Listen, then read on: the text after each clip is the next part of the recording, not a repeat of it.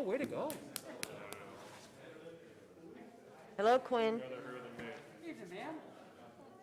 Sir? Hello, sir. White on there. All right. Ready, Andy? Ready? I'd like to call the Gurnee Village Board special meeting of August 31st, 2020 to order. Roll call, please. Garner. Here. O'Brien. Present. Balmas. Present. Hood. Here.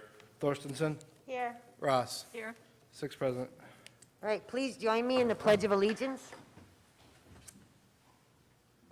Pledge allegiance to the flag of the United States of America and to the republic for which it stands, one nation, under God, indivisible, with liberty and justice for all.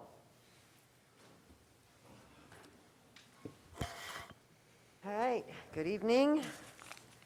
First item of business is approval of the consent agenda as presented. Do I have a motion to approve? Second.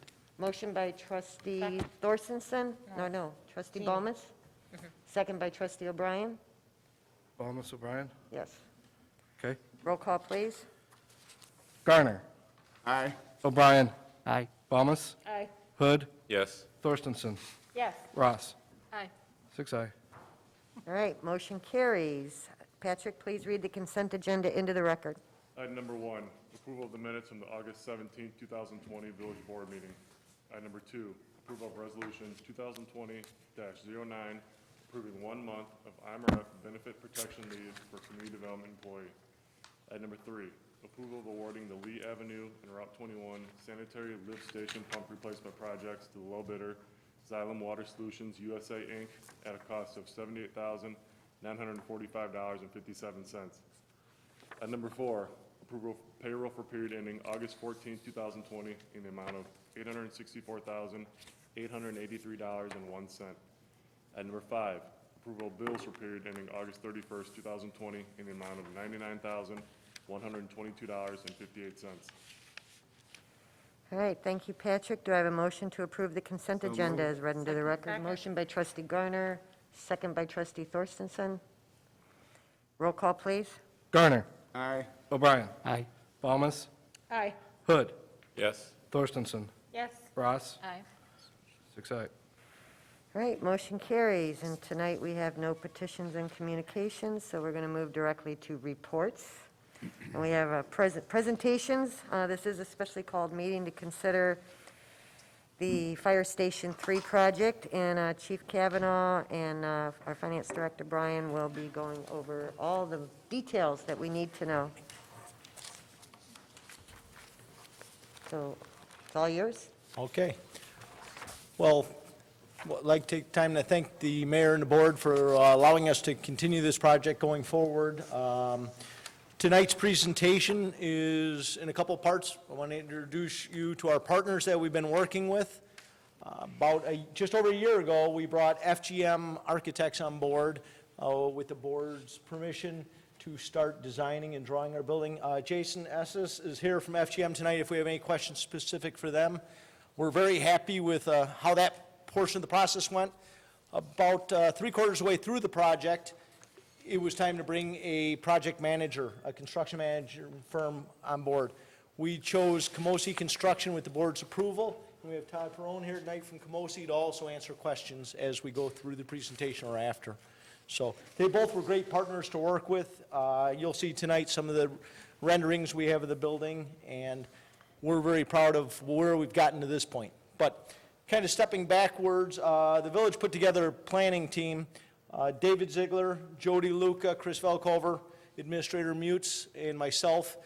We've been meeting just over a year to design this building, and we always took in what we needed as a department. About 5 years ago, we came with a 5-year plan, and we talked about that we need to look at staffing, we need to look at our apparatus distribution, and ultimately came up with we needed some sort of station in the southern area that could not only handle first call in that area, cover the other 2 buildings, but also could be there if short term if we move a flood out. So we always looked at about a 4 to 7 firefighter station. We looked at it to be able to house about 4 pieces of equipment, And then our partner, the Warren-Waukegan Fire Protection District, who's been with us the entire time we've been meeting with them, parallel to yourselves and sometimes together, they really wanted a small meeting area there and an office for future. But as we built it, you'll see we looked at an office that could be used every day and they could also use in the evening. I think it was a great way to come to a good partnership there. So kind of reminding everyone where we're at today in staffing. Just over 2 years ago, we changed our ambulance fleet from 4 ambulances to 5. And that was in preparation that once we wrote a SAFER grant and we were able to hire 6 new firefighters, 2 per shift, we were able to put an additional ambulance on the road 24/7, 365. So at this point, today, we're running as if we have 3 stations out of our 2 buildings. We've gone ahead and Station 2 actually turned the 2 locker rooms into 1 big joint locker room so we could fit all the personnel, and we've commandeered as much space as we can to have the staffing there. So we've already been practicing our 3-station model by having what's called the squad ambulance, the bottom line there, and the truck and ambulance at Station 1. So we've got the 4 ambulances staffed every day today. We just don't have the dispersion. We don't have them in the right locations at this point. And we're in a few minutes going to look at some mapping, how we came up with that southern area we talked about. Once Station 3 is built, we've already got the ambulances in place and the staffing in place. We would simply move the ambulance and squad and the ambulance truck down to Station 3. We would open the building with the 4 personnel we already have in place. We would have the 4 ambulances staffed 24/7, 365 as we do today. The nice part here is we're really going to do a much better job at responding to our 2nd and 3rd calls within these district areas. That's where we started struggling prior to adding those other vehicles. We had a hard time getting our southern borders, as well as when we had multiple calls, we were seeing very long response times. So that's where we came up with the location. Everyone's aware of this. When the village purchased this parcel back here, we took the donation. It sits right off of Manchester Road, just to the east of Route 21, behind the other office complex.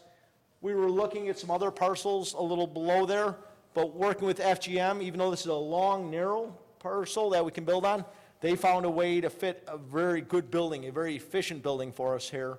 We feel like that we're very proud of. It wasn't just off the shelf, take this long, narrow piece and plot a fire station you already had. Jason and his team took lots of hours to figure out the best way to do this, and we're proud. In a few minutes, you'll see kind of how the building's laid out, and it really had to work hard to make it work, but it really fit nice.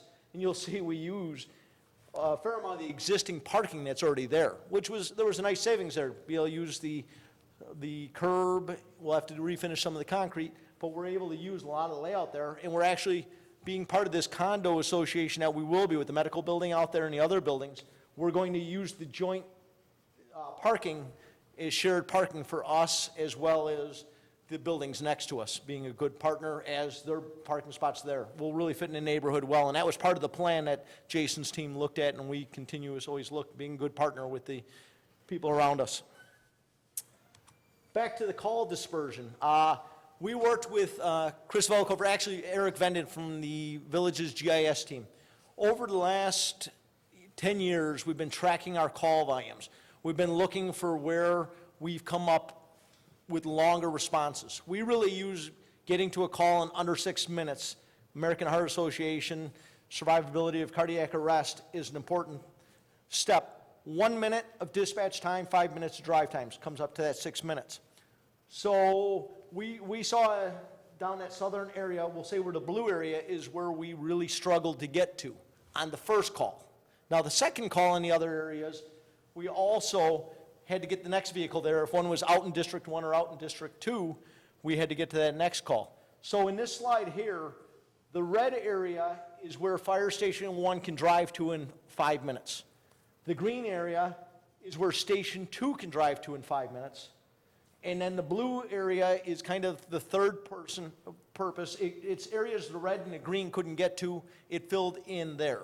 So it can handle the first call and Heather Ridge and parts of the fire district on that area. But when I come to this next slide, when we turn Fire Station 3 as the primary response station, You'll see how it now allows us to get into that top area, that northern part, and the central part of District 1 and District 2 to the second and third calls. So that's why we've chosen to put 2 ambulances in this building. Remind you that the other 2 primary will respond out of their building with an ambulance. There will still be an ALS engine. All of our firefighters, our paramedics, the fire engine has all the same paramedic supplies an ambulance has, so they'll still first respond there. But as we get to the third call, the blue area made great sense to us to be able to respond to the next call in both districts equally well, still making sure we're covering that southern district that we weren't able to cover. Lots of time and effort got put into this. This is run GIS-wise right out of the address that we're pinned from at our building. So this is how, how it'll actually look. When we've looked at live call data compared to the GIS on this, it's very similar. It's right there. We're able to see it through data in the past. So we know that this future forecasting works. So it was neat that we were able to do this in-house. Most villages have to go outside their building and pay someone to come in and do this. By us having Eric Vanden on staff and his team, they were able to run all this modeling for us in-house, and it really was nice when we were looking for a parcel of land. So back to the building. I said we were looking at 4 apparatus bays there. The plan is to have 2 ambulances and the ladder truck out of this building. That ladder truck company will be what we call a jump company. Back to the first slide, you notice there was 2 people assigned to it. They will jump back and forth between the ambulance and the ladder truck. That is how it currently is done out of Fire Station 1 right now, the same way. 80% of our calls are EMS calls, and once again, that's why they're an ambulance company first, but if we do have that large call where we need the ladder truck, we have it available to us to bring out. The other nice part about being on Route 21 corridor there, being centralized when we're going into Great America, if we need to go up to Gurnee Mills using the I-94, our large structures we can get to very quickly with this central location for the ladder truck, so we feel it's vital. The first ambulance will go with the 2 people. That means the ladder truck will still be staffed with the second ambulance until it caught a multiple call, and then that staffing would go down. We still have mutual aid agreements like we always have. Our neighbors are there for us if we need that. But that's the equipment that would be there, the 4 bays. Right now, 3 of them would be filled immediately. The 4th one is if we are in a flood situation or we decide to put a command car or something out there like this, it allows us a little bit to be able to move vehicles around apparatus, and someday we may put a spare engine or something out here to house it. But 3 of those bays will be spoken for day 1. The green area is we'll call it the public area. You have a small office right off the front entry. We have the watch office. That's where the station lieutenant runs the shift out of. He'll have windows to be able to oversee the apparatus bay, as well as see out to the front if anyone's approaching the building. There won't be a receptionist or anyone there. It'll just be the fire staff, but he'll be able to see the front door this way if the doorbells ring. He'll have glass where he'll be able to see straight out there. That way the public, if they come to the door, will be, receive someone as quick as possible. We have a small little classroom meeting room there. It can be set up either way. It can be set up with the conference table area, or the tables can be rolled in a classroom format like we have in this drawing here. And then there's a public restroom there. The blue area is where the guys would live during the hours, after hours from 5 in the morning to 8 the next. This whole bottom area is the bunk area. These are the 7 bunks. This is the first station we're doing where the locker room is a joint locker room. That way the size, as we hire female and male employees, the lockers are together, but there are 3 restroom areas that are full set up with the shower, a bench, changing area, your toilet, and your sink. So that way you go into your personal area to change, your lockers to store stuff. The way our current buildings are set up, they're not like that. They're more public locker rooms where the lockers and everything in one area. So this will really bring us where, we should be as far as that goes. When females and males are working together, it allows us personal space. All the doors will also have doors on them. Currently, our current station, Station 1 has about 48-inch high walls. Station 2 has 72-inch high walls. So there's a little more privacy at Station 2 than Station 1. Station 1, we've looked at modifying down the line possibly, but we really would have to modify some of the fire sprinklers in there to meet code there. So at this point, we haven't done that yet, but we're building this, taking into account, that everyone has a little bit of private area. The blue area is, we'll call it a great room. That's your kitchen table, as well as a TV room in there. The gray area is mechanicals, your electric room, your computer rooms, boilers. The red is a fitness area. Currently, we have workout areas set up in our apparatus bays. At Station 1, we're a 5 apparatus bay station. We've taken one of those bays and put equipment out there. This will be temperature controlled, be a little nicer. We're actually planned for it now. It definitely is something we do. There's an hour a day allotted for physical fitness from 4 to 5 for each employee. As this, job keeps getting more and more strenuous, it's more and more important to provide that. All the areas that kind of wrap around the apparatus bay are support areas. There's decontamination rooms for EMS equipment, for fire gear, the storage area for fire gear. The very front bottom is our hose tower. We actually do hang hose in there that dries. That's how we dry our hose. We have a fan in there that pulls air through it. That's how we do it at the other 2 buildings. And that allows the hose to dry. And so that's actually a functional area. There's the rendering of what the building will look like. That hose tower was put up in the front. Even though we're kind of tucked behind the building in front of us, the architects definitely looked at, they want people to be able to see there's a fire station here and make it identifiable. In front of this area, in the grassy area, will actually be the American flag and things like that, so that'll be seen very nicely from the street as well, as we've worked on future renderings there. We stuck with the red doors again, Mayor, on these. It's a sharp-looking building. That's the front. This would be the back. This is kind of you'll see the glass area there is actually the workout area. They'll be able to oversee the wetlands. And then you have the day room and the kitchen area there. And then that's what the public side will be. The bunk rooms actually line up that way. What's nice is the partners that live next door to us, their schedules are very much office hours. We debated a long time about having the bunk rooms face out to them, but we felt very comfortable since the sleeping hours are definitely, overnight. They're up before 7 a.m. The offices, our opening as they're up. It worked out very well for us there. So we went with this layout. I guess to the financial part. I'm going to start this, and then Brian's going to come in and save me in a few minutes here. As you've read in our memos, we chose to go out to public bid for this. Initially, we started with a $7 million budget for Fire Station 3. $6.3 million of that, just over 6.3, was for the construction portion.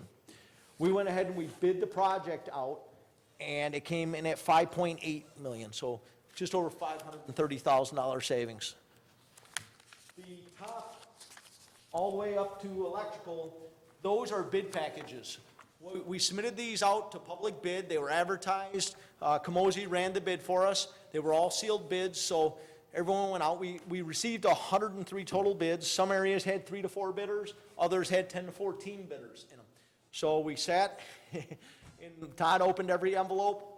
We read the bids publicly. It was a large Zoom call, the largest one I've been on this year. All the contractors were there. They got to hear the bids read openly. Since that time, Todd went through all the bid packages. All the low bidders came in.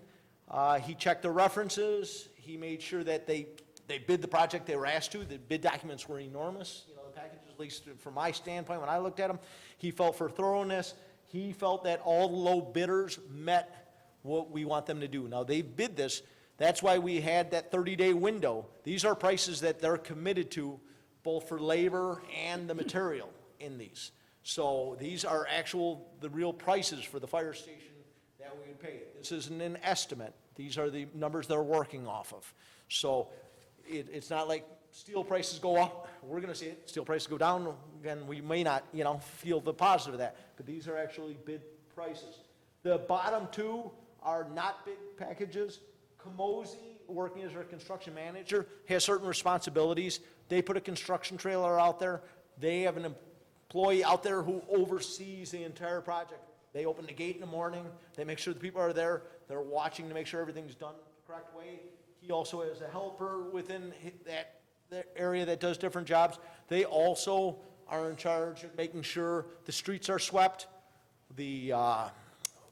all the dumpsters that are there, if there's some testing that needs to go on, soil testing, anything along those lines, or concrete testing, they oversee all that to make sure everything's well. Now, in the background, part of our contract with FGM, they also have architects that are watching this in the entire time to make sure that the products that are specified and what they did in their drawings are being done as well. So they're on site quite often checking as well. They'll be part of this construction trailer as well. Camosi will be there. But so that's Camosi's budget number, that 798, 830, for what we feel like it's going to cost there. That is going to be spent as we go. If we need a street sweeper, that bill gets paid. If we need more dumpsters, there.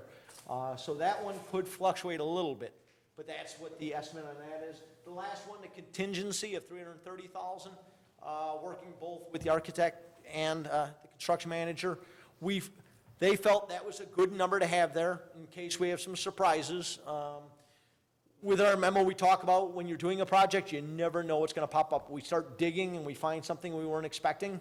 We may have to add a little money, a little concrete to it. So that's there in place for that. So that prior to anyone spending that money would have to come back to village staff, explain to us what's going on, and then we will continuously, Pat's committed, and we're committed to giving reports every month on the fire station. We're very excited about it. So as those bills would come before us or invoices, we would always be here to explain them to you.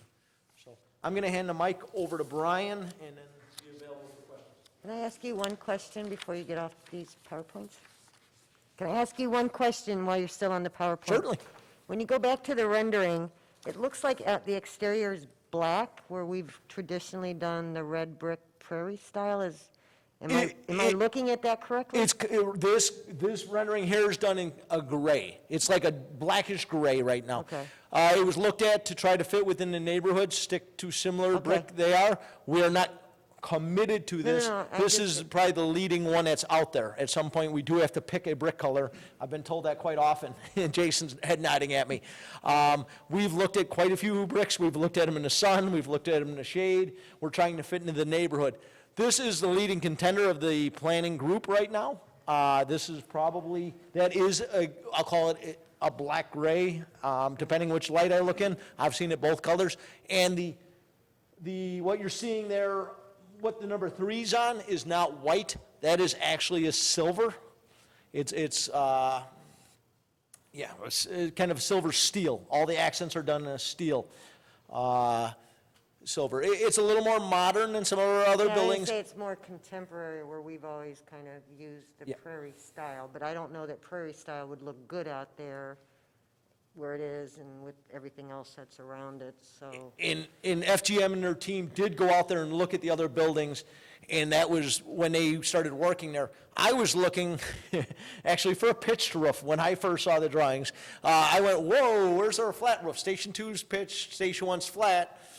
Station 1 leaks more than Station 2. Why am I putting a pitched roof there? And Todd was in those meetings as well. They explained to me on a building like this, a pitched, flat roofs, they've mastered it now. They don't leak. They're not like what I was used to at Fire Station 1. They reassured me, on this size building, this scope, we do not want a pitched roof. It really wouldn't work. And the flat roof's the way to go. And they were both head nodding at me going, yes, John, we had to convince you of that because I was there. But they did try to fit us in the neighborhood out there and really go for the look that worked out in that Right, neighborhood. Okay, so that was, okay. All right. That's good. I was just curious if that was, rendering was what the building was going to look like, or if it was going to end up prairie or not. Yeah. Okay. Do I continue through the construction questions before Brian comes up and does finance, or do you Does anybody have want to any wait? questions about construction costs? Okay, all right, then let's get to the hard part.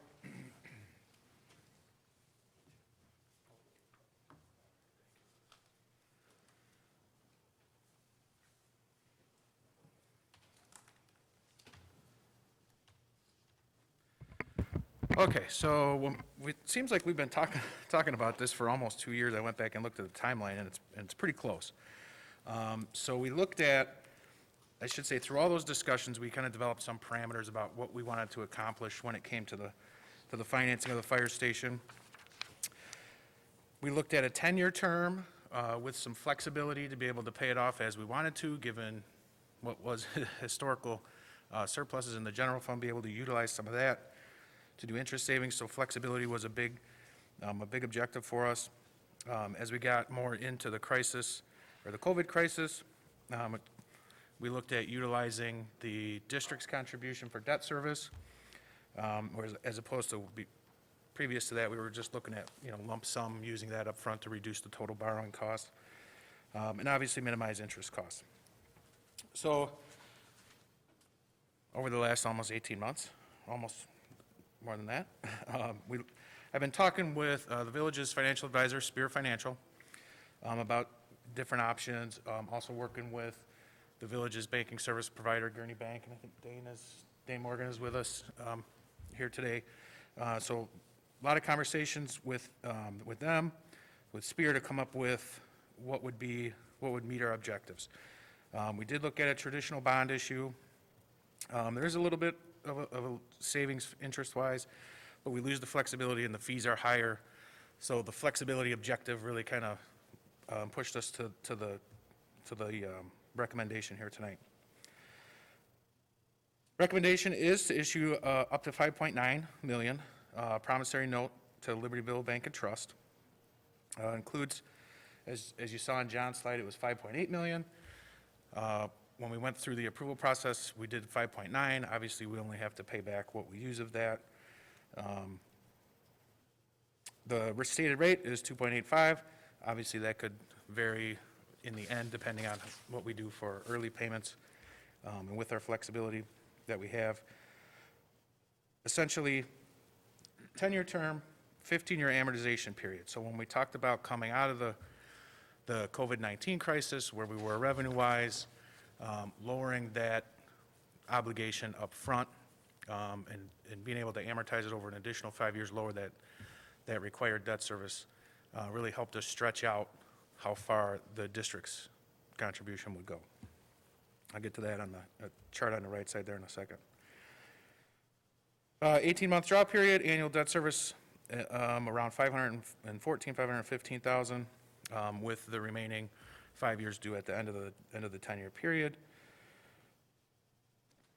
If you look on the right side of the screen here, you can see kind of how the payments shake out, assuming that draw period, interest-only draw period. The district's contributions would get us through 2025 and a little bit into 2026, fiscal year 26, before the village started to be responsible for debt service. Obviously, the village can make contributions through that whole time. We can make additional payments to debt service as finances allow. Debt service would be paid for proceeds, or I should say, contributed or committed capital fund money, so the 0.5% home rule sales tax and anything that may come from a general fund surplus in future years once we're kind of back to those times. But as you can see from the chart, the village's contribution would start, the village's portion would start in fiscal year 2026, with the total $2 million coming from the fire protection district. I think that is the highlights. Happy to answer any questions. Trustee Thorstensen? So, I guess I'm looking at the district's upfront fees into our budget. Mhm. Do they have revenue coming in annually? The district? Yeah, you want to? Yeah, they have a property tax. That's what I thought. And so, I thought you guys said this a few months ago, and maybe hopefully I didn't dream it. From a utilization standpoint, if we found that we were providing service to customers within their district at a higher amount than we did in the past, would that change the potential for them to continue to provide payments to us? So we signed a 3-year agreement with the district, which included a $2 million payment. They're going to pay us $250,000 a quarter for the next 2 years. Their payment, their agreement, the total cost of the contract outside of the building was looked at on a percentage of their call basis historically, and our budget taking in CPI.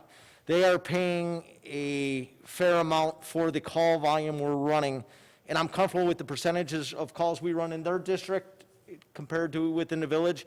We're sitting in a very good position right now. Both sides are both being treated very fairly. And it's a good contract. It was done very quickly, you know, because it's been together since 1930. We've had a great relationship. The current president of the board was very good to work with. But we're right where we're supposed to be financially with them as far as that agreement goes. This commitment of the $2 million also comes off of that percentage of the total cost of the project and their portion of calls. And that was worked out as well. And to add, when we renegotiated this last contract, we did it as an all-in, so it's just not the fire department's budget per se, it's all the support services that are shared services that the fire department uses and the capital. So instead of them, you know, every few years donating, you know, giving us an ambulance and stuff, we factored in our capital needs, and then they've got a percentage of that in the, you know, quarterly payments to us. So we restructured that contract, knowing this was kind of coming, or hoping it was coming. And what's the timeline on what we restructured? Well, that was the new contract that just started That this year. contract was just approved this year. How long does it go out for? It's a 3-year contract. Yeah, 3 years. So and I don't see any reason why we would go back. I think having it all in, plus a percentage of our capital for the fire department makes more sense to share, you know, with this relationship. Okay. Financing questions? I have just one, ma'am. Trustee O'Brien? Thank you. You mentioned that we could possibly make extra principal payments. Is that similar to a home mortgage where you make a principal payment and it shortens the term of the loan? Yes, and I probably should point out too, when we talked about this during our multi-year financial forecast and capital plan, we had, I think, $850,000 in there, annual debt service. Obviously, at that time, we were looking at over $7 million, 10 years, different things. So, you know, I'm comfortable with our ability to be able to make some additional principal payments and bring that down. But yes, you're correct. Thank you.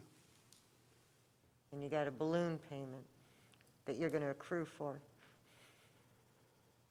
Yeah, sorry. Yeah, absolutely. We will be, like I said, I mean, in this scenario was the minimum requirement. Obviously, we built more village contribution to this in our forecast and capital plans. So what you're seeing on the right side here is really just the minimum requirements for the financing. But like I said, we've built into our long-term strategy here, you know, that 850,000 number of debt service, assuming non-COVID years. Knock on wood. I'm very appreciative of Wintrust Bank and Gurnee Community Bank coming forward and working with us on this. This structure lowers our cash, you know, improves our cash flow in the early years and gives us a lot of flexibility that we wouldn't have on a bond if we went out on a bond, which we're all kind of used to. So I think this is the first time we've ever done this, so kudos to Gurnee Community Bank. Other questions? I know we've discussed this a lot over the last year. Just one more thing, if I could, Mayor, just Okay. for disclosure here. There is an additional fee from Chapman and Cutler Bond Council, Villages Bond Council here. They sent me that final figure today of $19,750. So it's under the $20,000. That's why it's not as a separate item, but I did want to point it out that that is the fee for this arrangement. Traditional bond issue fees were upwards of $125,000, so it gives you an idea there.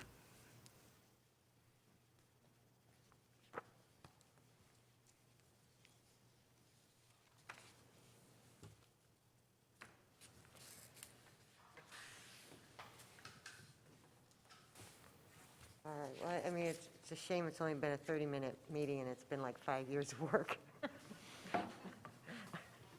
And hundreds of hours of discussions and meetings and a lot of angst as to whether this was the right thing or not. But when you look at those maps and you think out that we're almost consistently running 3 and 4 calls almost at the same time, all the time now, and the crisscrossing in that, I mean, there's really in the long, better response times and cost savings to us. The distribution just improves dramatically. I know it's scary right now, and we've in the environment that we're in, but this is a wise investment for the future of the village. Trustee Hood? I agree. I just think the focus would be is saving the lives of a resident, and I suppose you could do this with many of the things we do in the village, but if we get somewhere a couple minutes early and save 5 lives or 10 lives, at what point, is the spending of the money and the risk we take, is it worth it? And I think in this case, it's worth it. All right, if there's no other questions? I Okay, just trustee have Bomas? One is, a stoplight now going to be put in there, is that? So we are still working through that process. We have money that was included in the state's capital bill grant to cover that. So David Ziegler continues to be in communication with the state and get them what they need. So the communication we got recently was positive, so it's continuing to move forward. So we're still working on our end, so yes. Would that, when exactly are we starting, and where's that kind of link up so that the safety of trucks going in and out? Yep. For that? Our plan is to have that construction project start next spring, so that the signal would be activated prior to the opening of the fire station. Of the construction or the actual fire station? Before the opening of the actual fire station. So there's a long lead time on the traffic signal mast arms and the equipment. So that's, the road construction will be done through the summer months. I anticipate the signals being up and activated late fall of next year, and well in advance of the actual opening of the fire station. Okay. Construction traffic is going to be starting soon. This is approved. Yeah, that's, Yeah. I'm concerned about the trucks and it going, accessing in and out of there, but it's a risk thing no matter what anyway. So, okay, thank you. We had to fight hard for that grant, and thanks to Senator Bush and Representative Mason is the reason why we got that grant to cover the cost of that traffic light, because they are not inexpensive. It's probably about $750,000 just for the light. So that will be covered. If we'd had to add that cost on to this, it would have really changed the dynamics of the whole project. You see them, thank them. All right, if there's no, got a question. trustee Are Gurnee? we comfortable with the additional staffing and paying the mortgage payments at the same time? How's that going to work? So the staffing's already in place. Right. They've been in place. They were hired under a SAFER grant, which we're about 18 months into a 36-month grant. As we brought the fifth ambulance aboard and brought this, that was all part of our 5-year plan, and we planned into the future to continue these salaries forward. So all our budget forecasting has always taken that these positions are in place here and forward, because that fourth ambulance needs to be staffed 24/7, 365. So we're comfortable with doing that outside of the capital. And when we worked with the Warren Waukegan, that was part of the agreement. They understood the additional staffing was coming on in the capital, and that's where we saw the increase from them as well. Great. Yeah, I would just add, if they're coming from 2 different funds, the mortgage payment for the fire station will come from the capital fund, all the personnel costs are on the general fund side, so those are 2 separate buckets of money.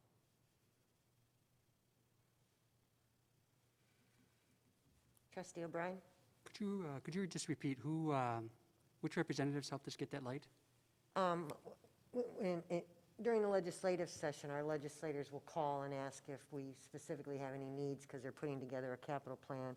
So I had said to Senator Bush, when she asked what we needed, I said, we need a traffic light for our Fire Station 3. And then when Representative Mason called, she asked the same thing, and I said, I need a traffic light. I figured if I kept asking for it, I would get it, rather than, a whole bunch of other different things. So I focused on one thing this year. This is what we really need, and looks like we're okay. Excellent. David's fighting with IDOT to get it done fast, so, all right. I guess I could write a thank you letter. I probably should. I probably should write thank you letters. Yeah. All right, if there's no other questions on their presentation, then I'm going to move on to new business. All right, the first item is approval of ordinance 2020-50. There you go. providing for the issuance of not to exceed $5,900,000 general obligation promissory notes, Series 2020, of the Village of Gurnee, Lake County, Illinois, for the purpose of constructing a new fire station in and for the village and improve the site thereof, and authorizing the sale of said notes to the purchaser thereof. So, motion by trustee Thornton, second by trustee Ross. Roll call, please. Garner. Aye. O'Brien. Aye. Balmas. Aye. Hood. Yes. Thorstenson. Yes. Ross. Aye. 6 aye. Motion carries. I feel like we should have champagne.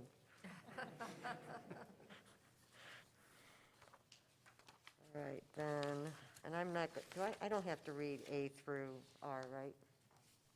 Brian, I don't have to read. You can just say it's presented. Okay. And just enumerate A through R. Okay. Item number 2, approval of recommendation to award the Fire Station Number 3 construction project bid packages to the following low bidders, items A through R. Motion to approve? So moved. Motion by trustee Garner, second by trustee O'Brien. Roll call, please. Garner. Aye.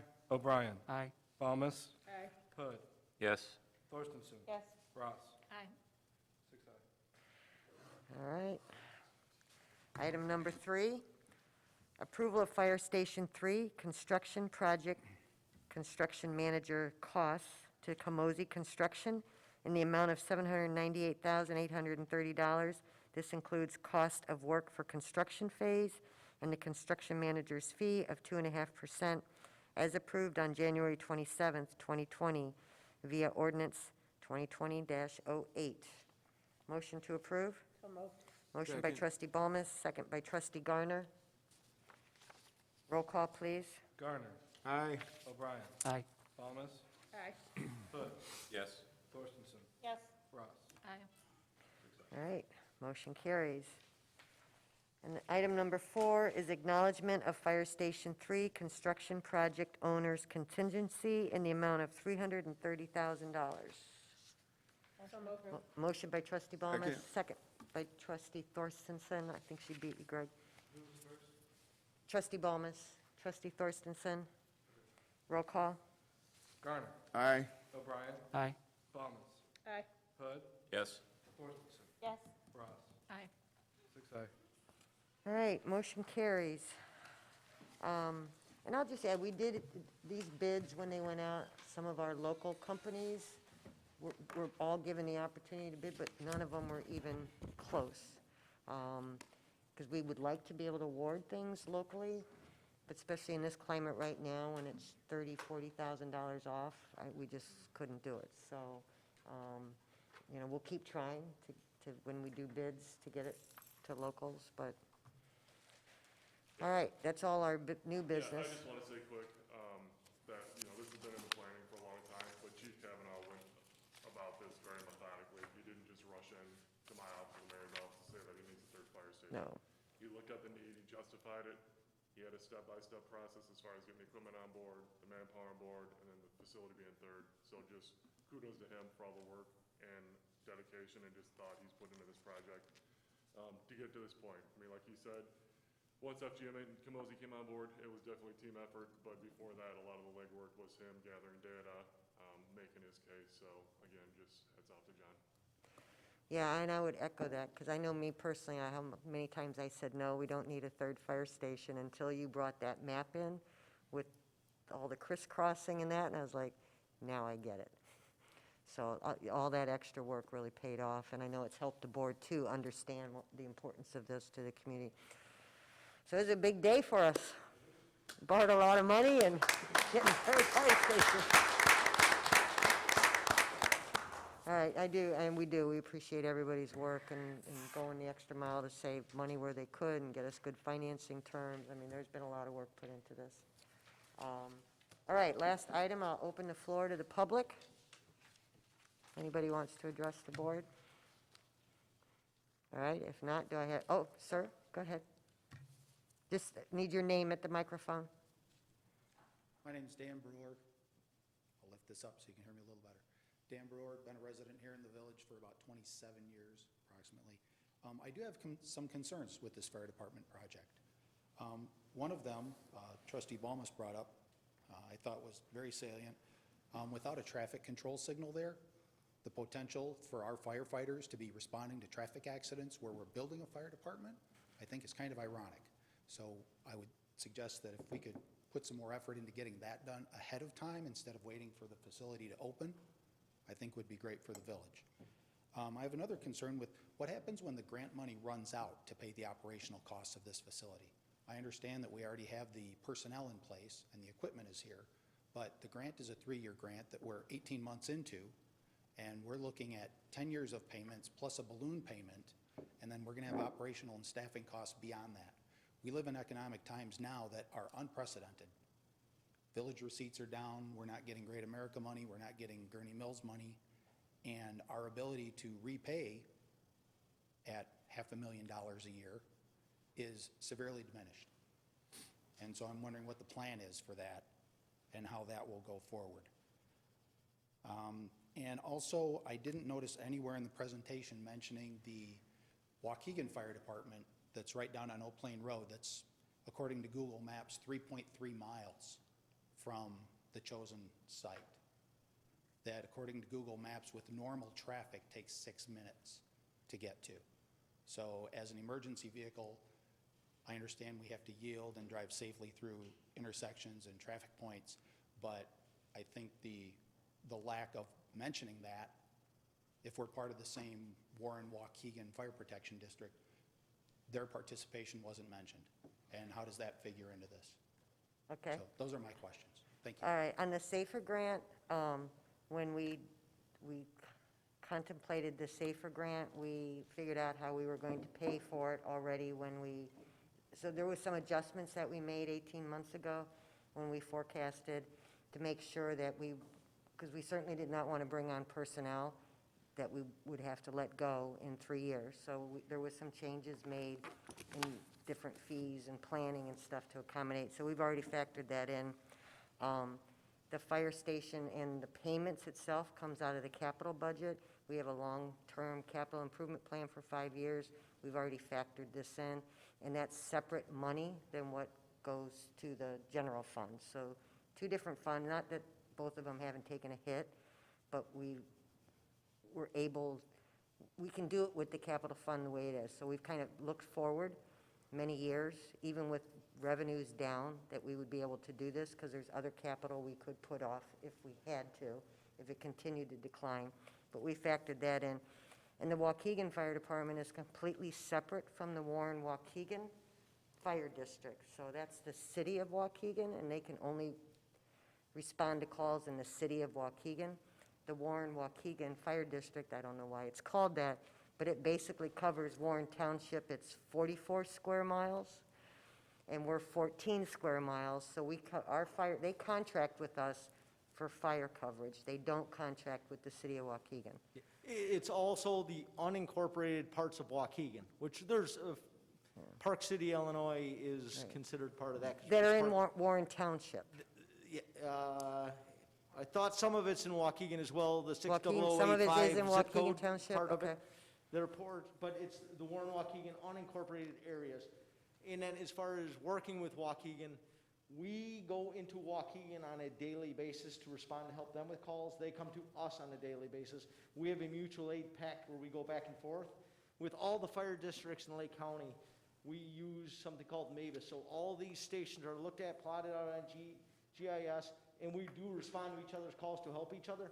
This area was looked at. That 6-minute drive time was not going to supplement our address if they were in that building.